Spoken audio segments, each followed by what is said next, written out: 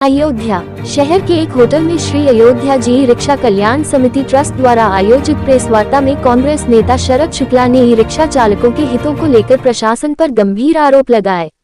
उन्होंने कहा कि ई रिक्शा चालकों का मामला सीधा रोजी रोटी से जुड़ा है।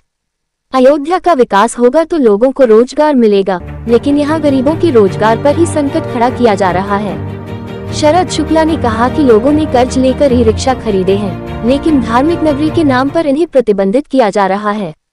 प्रशासन की नजर केवल गरीब ई रिक्शा चालकों पर है, जबकि गोल्फ कार्ट को अंदर चलाने की पूरी अनुमति दी गई है। उन्होंने सवाल उठाया कि जब गोल्फ कार्ट चल सकती है तो ई रिक्शा क्यों नहीं। उन्होंने बताया कि इस संबंध में उन्होंने ARTO से RTI के जरिए पूछा कि कितने चालान काटे गए हैं, लेकिन कार्रवाई शून्य थी।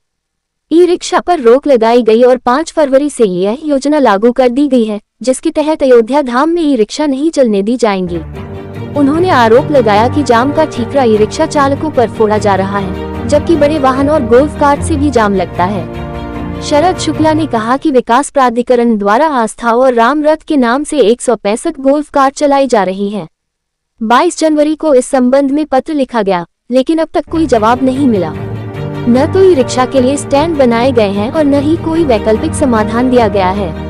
उन्होंने बताया कि इस मुद्दे पर मुख्यमंत्री को भी पत्र लिखा है। उन्होंने मांग की कि ई रिक्शा के लिए 4 से 5 मीटर के अंतराल पर स्टैंड बनाए जाएं, सामान्य दिनों में यात्रियों के लिए एक पथ खाली रखा जाए और सीमित संख्या में ई रिक्शा चलने दी जाएं।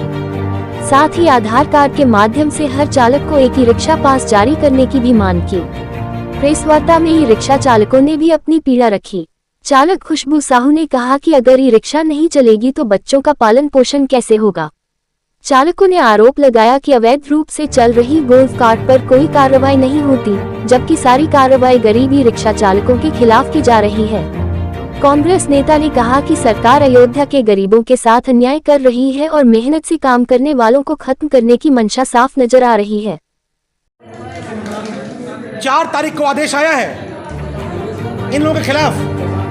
कल विधायक जी बता रहे हैं कि मैं इसको करा दूंगा, ये करा दूंगा। भाई कैसे आप विधायक हैं कि अयोध्या के अंदर शासन प्रशासन कोई निर्णय ले रहा है, आपको पता नहीं चलता। आपको पता ही नहीं चलता है। अगर आपको अपने रिक्शा वालों से इतना प्रेम था तो आपने निर्णय लागू कैसे होने दिया?